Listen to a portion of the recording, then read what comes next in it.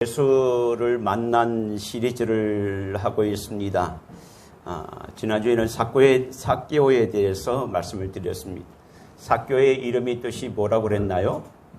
순결하다, 의롭다. 얼마나 좋은 이름인가요? 근데 삭개오는 순결하다, 의롭다라는 그 좋은 이름과 같이 그 삶을 살지 못했습니다. 마찬가지로 그것을 우리들에게 적용을 하면 어떨까요? 성도라는 그런 말이 있습니다. 성도라는 것. 거룩한 백성이라는 뜻이죠. 또 직분자라는 교회에 보면 직분자도 있습니다. 성도라는 이름답게, 직분자라는 이름답게, 그리스도인이란 이름답게 우리가 살아가고 있었는가 지난주에 한번 생각해 보았습니다. 그런데 이런같이 살지 못했던 이 삭개오가 예수를 만남으로 인해서, 예수를 인격적으로 만남으로 인해서 그의 삶이 완전히 변화되었다는 것을 우리가 말씀을 통해서 들었습니다. 오늘은 예수를 만났지만은, 예수를 만나긴 만났어요. 만났지만은 변화되지 않고 오히려 예수를 떠난 사람에 대해서 말씀을 나누고자 합니다. 이 사람은 영생의 문제를 가지고 예수님께 찾아온 사람입니다. 영생의 문제,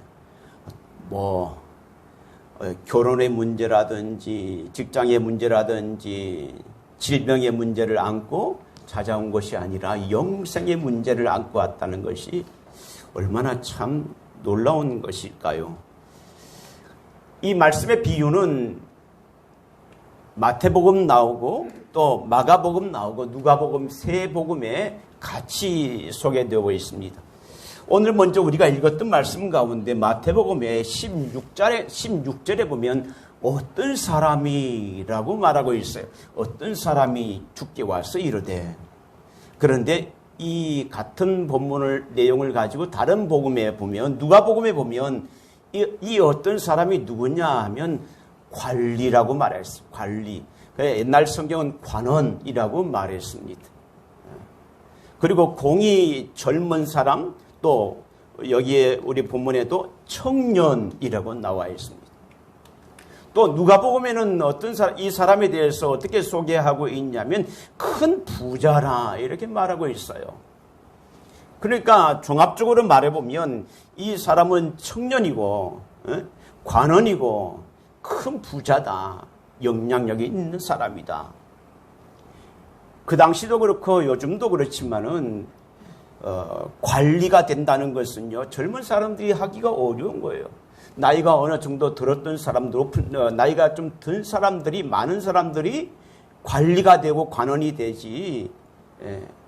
근데 그 당시는 더 그랬을 거 아니에요. 근데 이 사람은 나이가 젊은 사람입니다. 또 부자였습니다. 그리고 젊음을 가지고 있는 청년이었어요. 그러니까 따지고 보면 이 사람에게는 부족함이 없는 사람입니다. 아쉬움이 없는 사람입니다. 그런데 이 청년이 마가복음에 보면 예수님께 달려와서 꿇어앉아 예수님께 질문을 하는 거예요. 예수님께 달려왔어요. 그리고 꿇어앉았어요. 그리고 예수님께 질문을 하는 것입니다. 이것을 보면 이 청년의 마음 가운데 뭔가 마음에 알고 싶어하는 간절한 마음을 읽을 수 있어요. 부자이죠. 청년이죠. 또 관원이죠. 잘 나가는 청년입니다. 뜨는 청년이에요. 그런데 이 청년이 사실을 보면 그 당시에 예수님은 배우지도 못했고 시골 출신이에요. 자기하고 비교하면 많이 떨어지는 사람이에요. 그런데 이 사람 앞에 와서 꿇어앉아서 질문했다는 사실. 이 사실을 보면 이 사람의 인성을 볼 수 있어요. 이 청년의 인성을 볼 수 있어요. 요즘 많은 것을 가지고 거들먹거리는 사람 많잖아요. 부자라고 해서 거들먹거리는 사람. 또 권력을 가져서 거들먹거리는 사람. 이 사람은 젊고 많은 것을 가지고 권력을 가지고 있음에도 불구하고 예수님께 꿇어앉아서 예수님께 나왔다는 것은 이 사람의 인성이 얼마나 겸손한 사람인가. 이 사람 참 되었다. 뭐 어른들 말하죠. 이제 참 된 사람이야. 그렇게 말을 할 수 있습니다.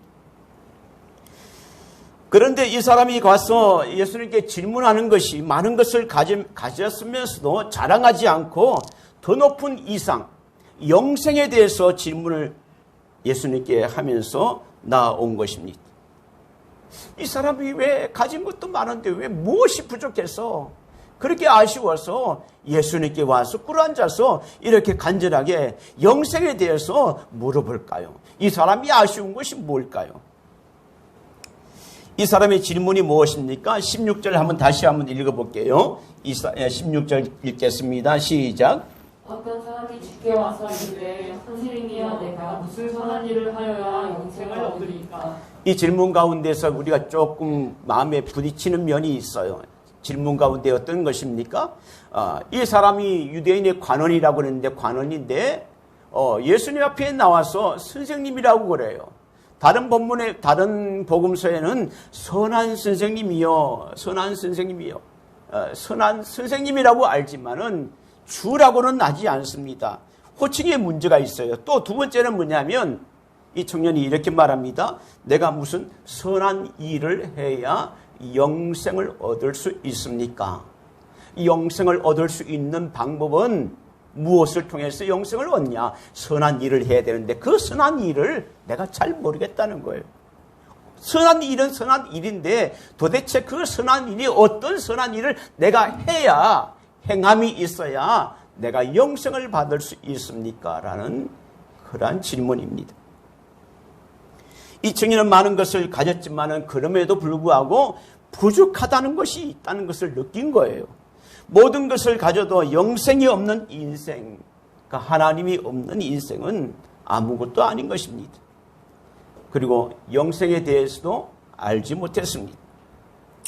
우리 성경 가운데서 유대인의 역사들 가운데 많은 재물을 가진 왕이 있었죠. 가장 많이 부유했던 왕 솔로몬 왕이었습니다. 은은 그냥 돌같이 취급을 했고 모든 것 가운데 금이 가득 차 있는 것 가운데 있는 이 솔로몬이 그 마음 가운데 많은 것을 가졌고 많은 것을 누렸지만은 그 마음 가운데 공허함이 있었어요. 그래서 그렇게 전도서 가운데 이렇게 고백하잖아요. 헛되고 헛되며 헛되고 헛되도다. 모든 것을 가졌어도 헛되다는 것입니다. 세상에 어떤 것을 가져도 해결할 수 없는 것이 있는데 그것이 바로 영생의 문제라는 것입니다. 젊을 때는 저는 또 이 청년이 이 말씀을 보면서 생각을 해봅니다. 야, 청년의 때 영생의 문제를 가지고 왔을까? 제가 나이가 이제 조금 되어가지고, 근데 청년의 때는 영생의 문제를 생각할 틈이 어디 있어요? 놀기도 하고, 열심히 돈을 벌어야 되고, 또 열심히 자기의 목표를 세운 그 목표를 향해서 나아가야 되고, 이 영생의 생각을 언제쯤 하느냐? 한 60대, 70대, 80대 되어서 야, 내가 죽으면 어떻게 될 것인가? 이 땅의 삶이 끝나면 또 다른 세계가 어떤 것인가? 교회를 다니지 않더라도 많은 사람들은 나이가 들어서 이런 문제를 생각을 하는데 이 사람은 청년인데 많은 것을 가졌음에도 불구하고 영생의 문제를 가지고 예수님께 나왔습니다. 예수님이 이렇게 말을 합니다. 17절 한번 읽어보겠습니다. 시작.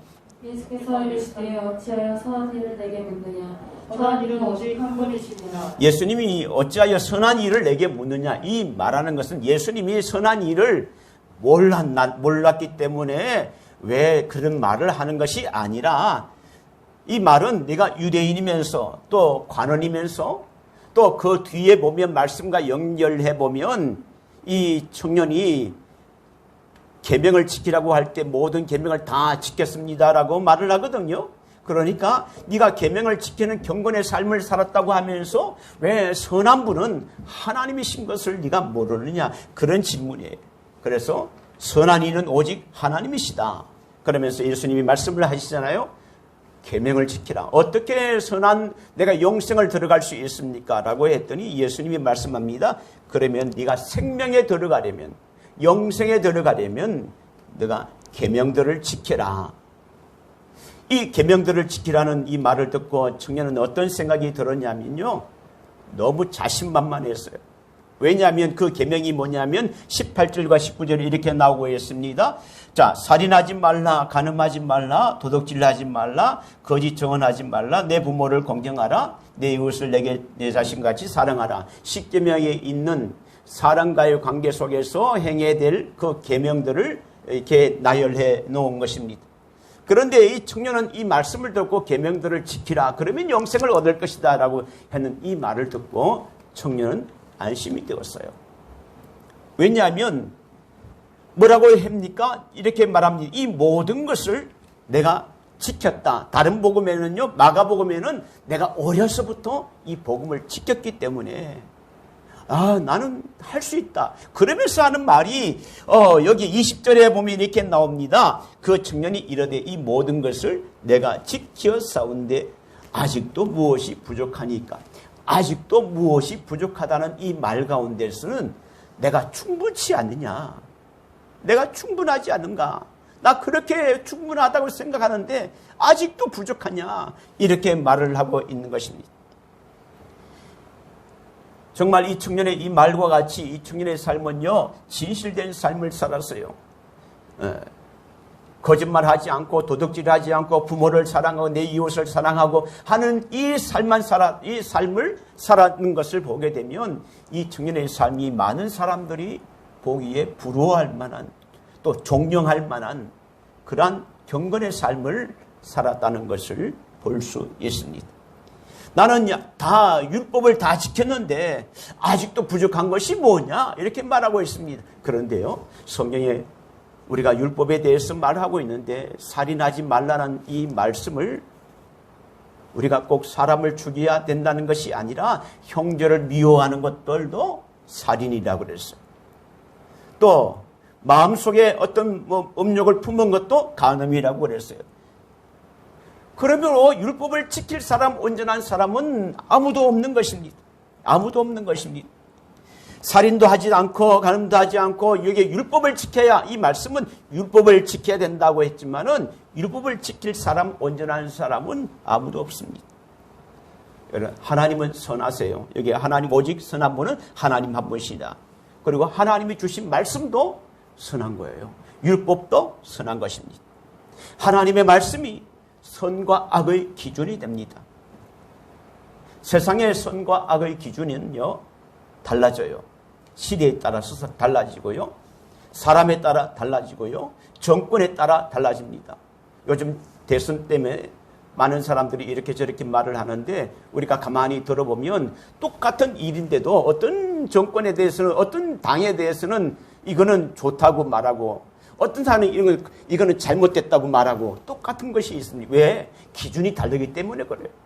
절대적인 기준이 다르기 때문에 그렇습니다. 그러나 하나님의 말씀은 선과 악의 절대적인 기준입니다. 그러나 하나님의 말씀이 절대적인 기준인 이 율법, 이 말씀을 온전히 지킬 사람이 없다는 거예요. 성경의 로마서 3장 한번 보실까요? 한번 읽어보겠습니다. 로마서 3장 20절 시작. 그러므로 율법의 행위로 그에게 의롭다 하심을 얻을 육체가 없나니 율법으로는 죄를 깨달으니라. 여기 보면 율법의 행위로 그의 앞에 의롭다 하심을 얻을 육체가 없다. 그런데 이 청년이 뭐라고 했습니까? 내가 무슨 선한 일을 해야 영생을 얻겠습니까? 아직도 내가 무엇을 해야 됩니까? 라고 말하는 것 가운데 오늘 이 말씀이 율법의 행위로 그의 앞에 의롭다 할 육체가 없다. 그런데 율법을 지켜야 우리가 구원을 받을 수 있고 영생을 얻을 수 있는데 문제는요, 율법을 지킬 사람이 없는 거예요. 아무도 없는 거예요. 그러면 율법이 필요 없을까요? 율법이 필요했습니다. 왜냐하면 율법으로는 죄를 깨달음이라. 율법으로는 우리가 구원받을 수 있는 길이 없어요. 율법은 우리의 죄를 깨닫게 하는 것입니다. 율법을 주신 목적은 율법을 우리가 지켜서 구원을 우리가 받기 위해서 주신 것이 아니라 나의 죄를 깨닫게 하기 위함입니다. 그러니까 우리가 율법을 알기 전에는 내가 어떤 존재인지 알지 못했어요.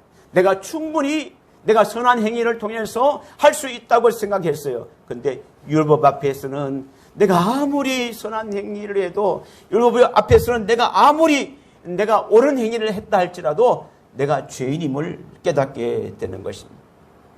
그래서 율법을 다 지켰다고 하는 이 청년에게 예수님은 이렇게 말하고 있습니다. 이 청년의 수준대로 예수님이 대답을 하고 있는데, 내게 한 가지 부족한 것이 있다. 부족한 것이 있다. 그것이 뭐냐? 21절 같이 읽어보겠습니다. 시작. 예수께서 이르시되 내가 온전하고자 할 텐데 가서 내 소유를 팔아 가난한 자들에게 주라. 그리하면 하늘에서 보화가 내게 있으리라. 그리고 와서 나를 따르라 하시니. 자, 내가 온전하고자 할진데 내가 가진 그 소유를 팔아서 가난한 자들에게 주고, 그 다음에 뭐라고 했냐면 나를 따르라 이렇게 말하고 있습니다. 그런데 결론적으로 이 청년은 어떻게 되었습니까? 그 말씀을 듣고 근심하며 돌아갔다. 왜 근심했을까요? 내 재산이 너무 많은 것이 문제가 아니라, 내게 있는 내가 중요하다고 하는 이 재산을 내가 포기해야 되기 때문에, 내가 포기할 수 없기 때문에 내가 돌아간 것입니다.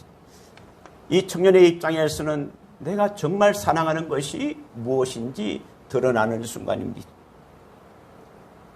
내게 돈이 얼마나 중요한데 나는 재물을 포기할 수 없어. 근심하며 돌아간 것입니다. 계명들을 지켰다고 이렇게 자신 있게 말했지만은 외형만 지켰지 자기 것을 포기하지를 못했습니다. 많은 사람들이 그 사람이 경건하고 하나님을 사랑한 것이 보였고, 또 율법을 지키는 자는 보였고, 또 영생을 갈망하는 그러한 참 귀한 분이라고 그렇게 보였지만은, 그러나 재물이 창고에 가득 든 것을 보고 또 그것을 다 가진, 세상을 다 가진 것처럼 생각을 했지만은, 그러나 이 청년에게서 가장 중요한 것이 무엇인가? 영생이 아니라는 거예요. 재물이 아니라는 것입니다. 재물이라는 거예요. 영생을 가지기 위해서는 내가 재물을 가난한 자들에게 주고, 이 말씀은 예수님께서 오늘날 부자들에게 자, 너희들이 영생을 가지려면 재물들을 가난하게 다 주라는 말씀이 아니에요. 구제 행동을 하라는 말씀이 아니에요.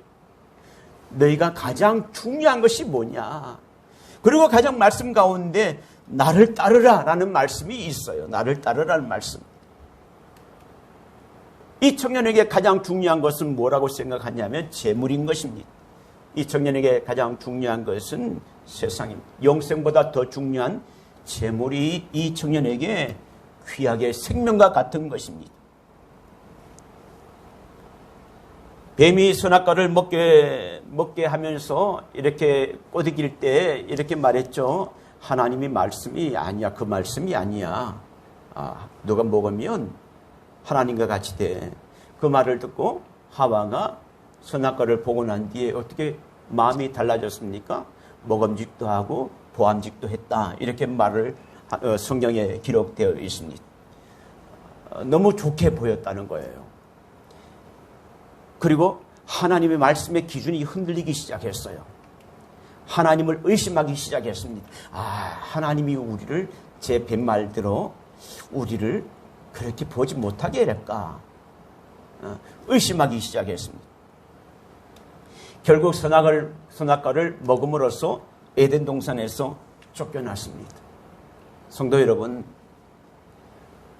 우리가 보기에는 좋아 보여도 내가 하는 행동과 결정이 옳은 것 같아도 하나님의 말씀과 맞지 않는 것이 있습니다.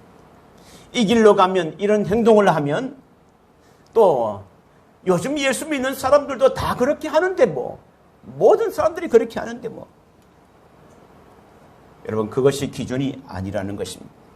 많은 사람들이 옳다고 할지라도 하나님의 말씀이 기준이 그것이 아니라면 그것은 잘못된 것이에요. 시대를 따라서 생각도 다르고 습관도 다르고 정의의 기준도 다릅니다. 그러나 하나님의 말씀이 그 시대마다 기준이, 완전한 기준이 하나님의 말씀입니다. 청년에 있어서 가진 재물은 영생을 얻는데 또 예수님께 나아가는 것을 방해하고 있습니다. 장애물이 되고 있습니다. 혹시 내가 추구하는 것, 내가 좋아하는 것, 그것으로 인해서 하나님과 멀어지고 있지는 않은지.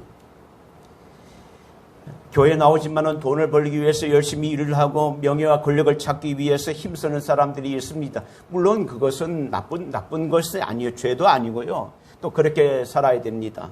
그러나 이런 성공들이 예수께 나아가는 데 있어서 방해가 되고 장애물이 된다면 그 성공은 올바른 성공이 아닌 것입니다. 여기가 중요한 것입니다. 부자 청년은 선한 행동을 하여야 영생을 얻게 된다고 생각했습니다. 선한 행동이 더 필요하다면 더 할 수 있지만은 이 사람의 생각이 어떻을까요? 내가 무슨 선한 일을 더 하면 영생을 얻을 수 있습니까? 라고 하는 그 질문은 선한 행동을 한다면 내가 얼마든지 할 수 있지만은 내가 가진 것은 포기할 수 없어요. 라는 이 뜻이에요. 예수님은 부족한 힘이 없다고 자신하는 청년에게 가장 네가 부족한 것이 있는데 그것은 가장 근본적인 것이 부족한 것이다 라고 말하는 거예요. 그것은 뭐냐? 그리스도를 따라가는 것입니다. 나를 따르라. 예수님의 제자들이 베드로와 안드레 야고보들이 그물과 배를 모두 내려놓고 예수를 쫓으니라는 말이 곳곳에 나오고 예수를 따라가는 사람은 그렇습니다. 사도 바울도 그렇습니다. 이전에는 자기의 지식도 있고 명예도 있고 많은 것을 누렸지만은 그때는 정말 이 모든 것을 자랑거리로 여겼지만은 예수를 알고 난 뒤에, 예수를 따르고 난 뒤에는 그 모든 것이 배설물로 여겼다라는 그 말씀을 우리가 듣게 됩니다. 주님이 부족함이 없다고 자신하는 이 청년에게 네가 부족한 것이 있는데 네가 그것을 포기하고 내려놓고 예수를 따르라, 나를 따르라. 선한 행동이 아니라 예수를 따르는 것입니다. 예수님께서 말씀하셨잖아요. 나는 길이요 진리요 생명이다. 길 대신 주님께서, 진리 대신 주님께서, 생명 대신 주님께서 이 청년에게 말을 하지만은 부자 청년의 길은 무엇일까요? 재물입니다. 부자 청년의 진리는 무엇일까요? 나의 진리는 재물이야, 돈이야. 부자 청년의 생명은 무엇입니까? 돈입니다. 제가 중고등학생들을 제가 이제 센터에서 가르치고 있는데 한결같이 10명의 거의 9.9%가 난 돈을 많이 벌면 내가 무슨 일을 하겠다는 친구들이 참 많이 있어요. 그리고 나의 장래는 돈을 많이 버는 것. 거의 10명이 다 그렇게 말을 해요. 무엇을 위해서 돈을 버는 건가? 내가 목적이 뭐냐? 그런 것이 필요 없어요. 돈을 많이 버는 것. 돈을 많이 버는 것.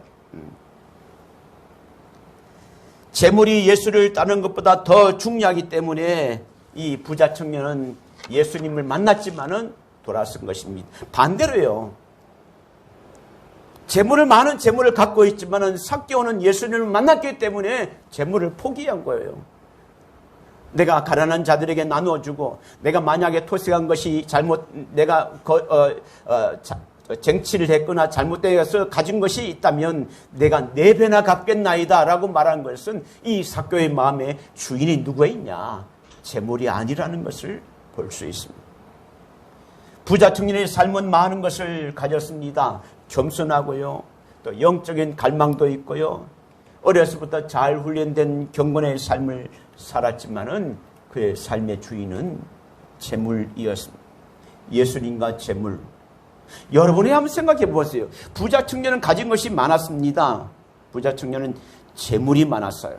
여러분에게 이 부자 청년의 고민은 재물이냐 예수님이냐. 그렇다면 여러분의 선택은 어떤가? 예수님과 뭐가 있나요? 한번 생각해 보세요. 그 결단 가운데 부자 청년이 예수님을 선택하지 않고 나를 따르라는 말씀 가운데 영생의 진리 가운데에서 가지 않고 포기하고 근심하며 돌아갔던 것처럼 여러분이 예수님과 그 자리에 어떤 놓고 있는 청년이 재물을 놓고 있듯이 여러분이 그 자리에 무엇을 놓고 있나요? 혹시 그 무엇을 놓고 있는 그 무엇이 예수님께 나아가는 것 가운데 방해가 되고 장애물이 되고 있지는 않습니까? 주님이 주인 되지 못하고 주님이 왕이 되지 못하는 인생은 여전히 목마른 것입니다. 만왕의 왕 예수 그리스도께서 내 삶의 왕이고 주인임을 고백하며 내 삶의 모든 삶을 다스려 주시는 그런 하나님의 은혜를 간구할 수 있는 또 한 주간 그렇게 살아가는 저희들이 되시기를 예수님의 이름으로 축원합니다. 기도하겠습니다. 하나님 아버지, 주님을 만났지만은 내 것을 내려놓지 못하고 주님을 떠난 이 청년이 혹시 나의 모습이 아닌가? 내가 하고 싶어 하는 것을 하기 위해서 교회를 떠나고 또 예수님을 떠난 그러한 인생이 되지 않게 하시고 가장 귀한 것, 나를 따르라는 예수님의 그 말씀 가운데 가장 귀한 것은 주님입니다. 주의 말씀 따라 살아갈 수 있는 우리 성도들 되게 하여 주시옵소서. 예수님의 이름으로 기도하옵나이다. 아멘. 436